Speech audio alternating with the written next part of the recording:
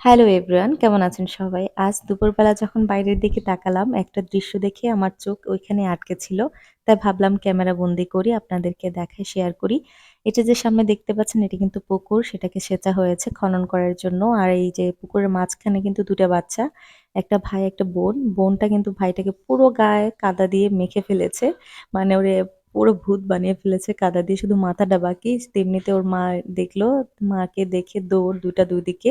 ছেলেটা দৌড়তে, দৌড়তে উল্টো দিকে দৌড় দিয়েছে। কাদার মধ্যে আরো ঢুকে গেছে। আর মেয়েটা উপরের দিকে গিয়েও থেমে গেছে, ভাইটা নিচে যেহেতু। এই যে শৈশবের যে মধুর সময়টা, এটা মানে বলার বাহুল্য যে কতটা যে মধুর।